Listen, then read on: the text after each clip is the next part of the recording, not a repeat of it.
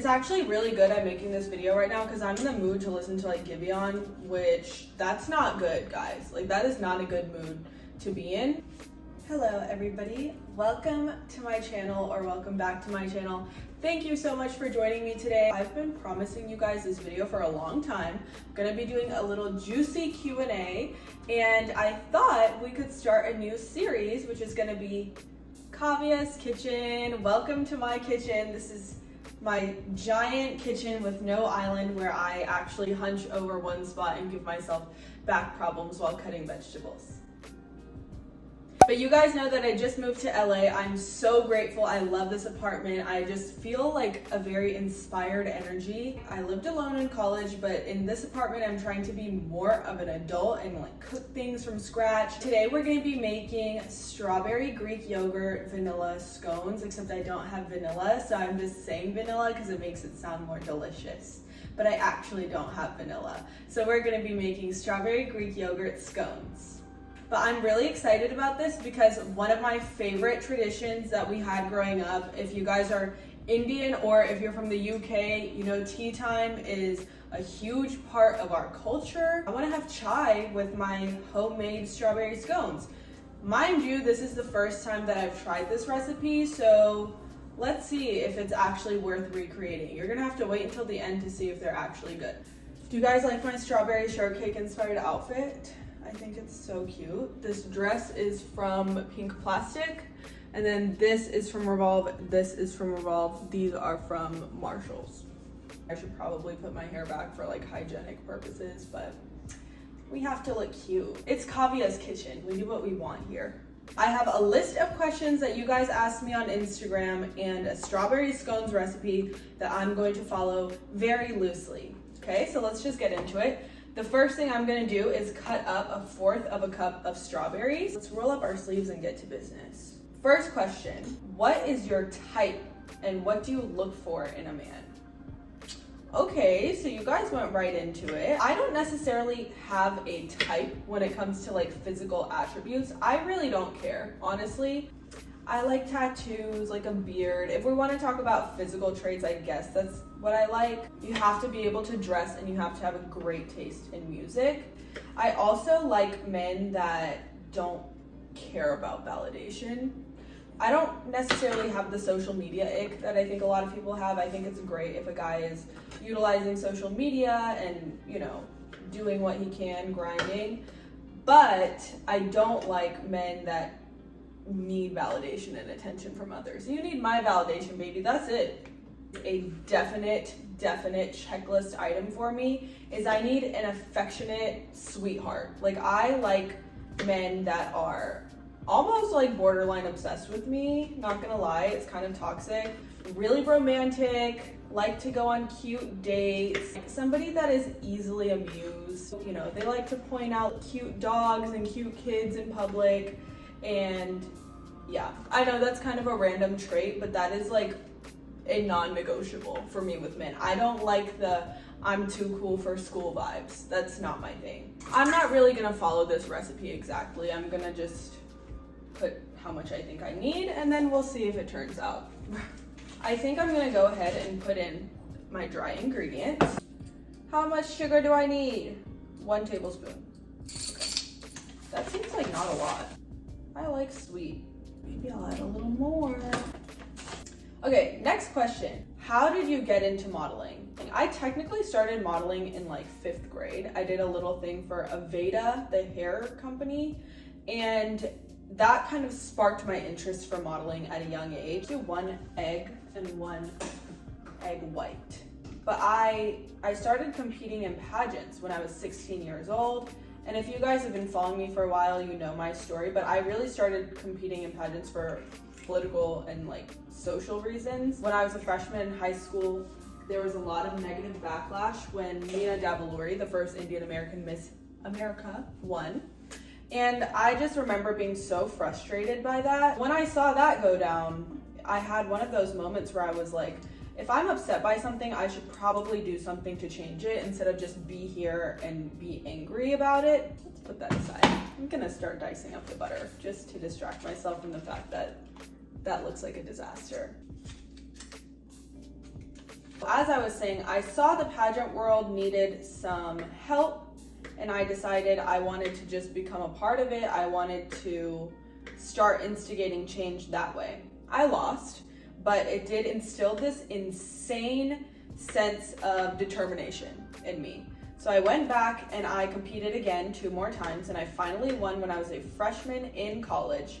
And that is what changed my life and made me realize that I love modeling. I love creative work. I love fashion. I love anything that has to do with beauty, lifestyle. What a lot of people fail to acknowledge about modeling is that the media controls the masses, right? What we're representing, what we're showing in the media is generally like kind of how society determines what's cool, what's hot, what's not, what's acceptable. So I was just so frustrated by the lack of representation for women of color in general, right? And so once I kind of decided to take matters into my own hands and experience that power as such a young person, there was no going back. I did go to college for political science, international affairs. I wanted to be like a human rights ambassador or something, work for the UN. And, you know, that's definitely not off the table for me. But right now, at this point in my life, modeling is fulfilling me creatively. I feel like I am making a change that I want to see happen. So yeah, I love where I'm at right now. I wouldn't change it for the world. And I'm so glad that I made the decision that I made to begin modeling and to move out to Los Angeles, take the risk. One of the best things I've done. I would definitely go that far and say that. So going off of that question, somebody asked, how does societal and cultural norms affect my career? Here's what I'll say.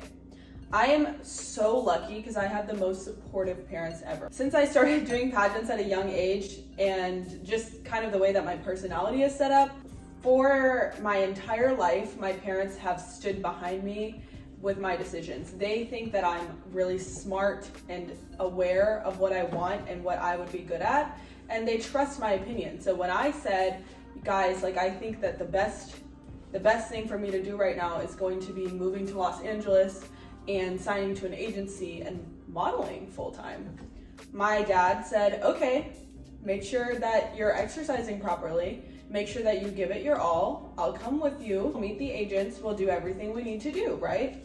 So I'm very lucky that I have the support of my family. I have them standing behind me. With that being said, that made it a lot easier for me to not care about what other people in my society and my culture think.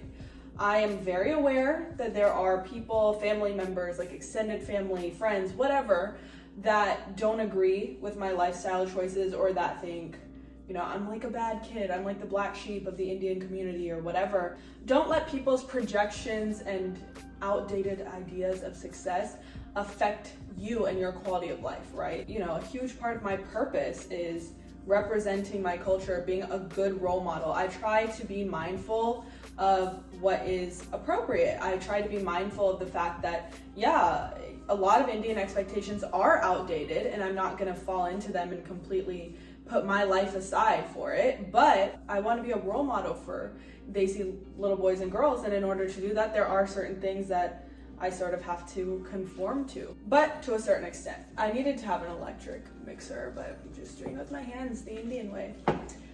So yeah, I would say that cultural barriers are tricky. That is a given. But at the same time, what's important is being fearless, right? We need those trailblazing personalities to start making change, to start showing Indian society and Desi culture that we deserve to be seen. We deserve to be represented.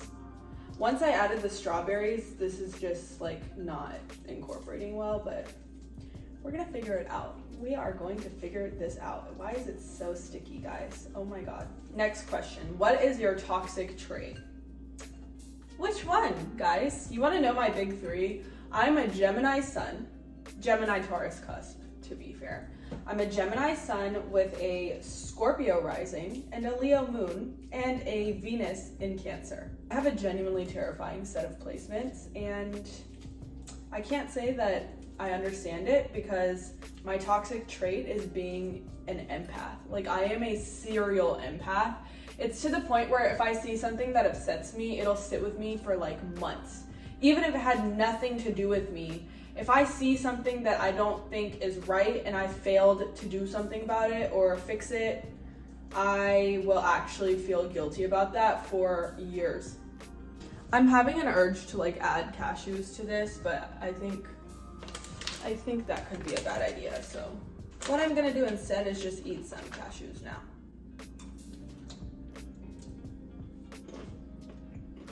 What is your favorite type of music, and don't say country?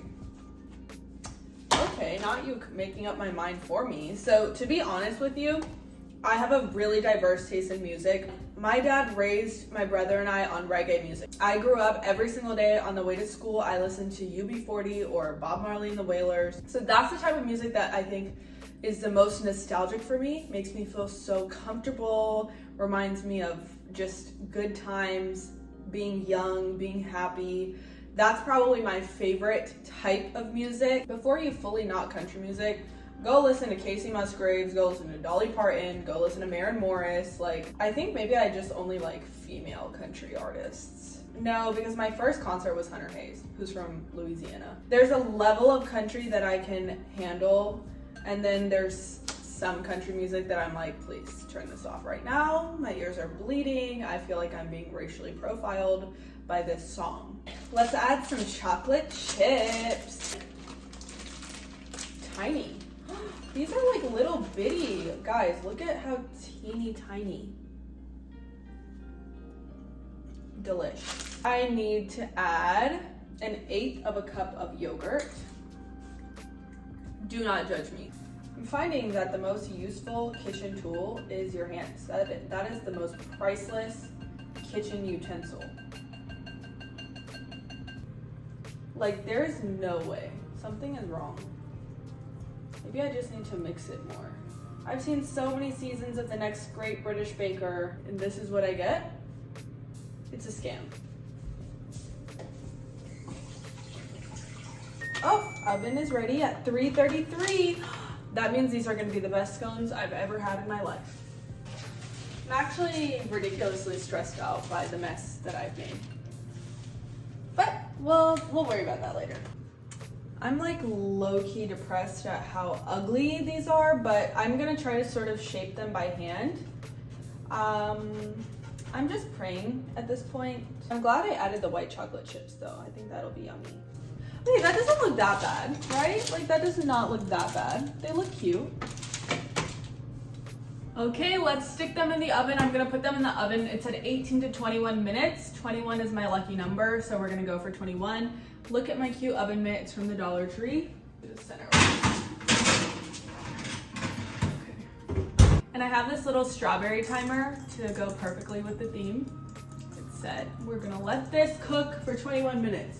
While the scones are baking, I'm going to make a healthier version of a glaze. Typically the glaze has vanilla extract, half and half or heavy cream, and powdered sugar.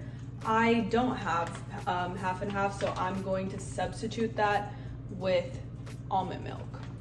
The glaze looks like this.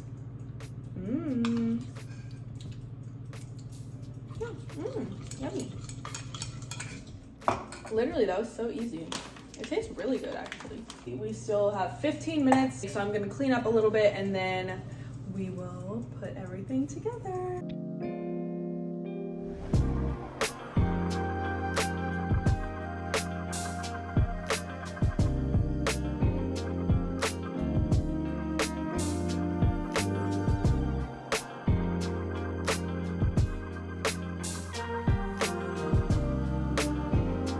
OMG guys, they're ready.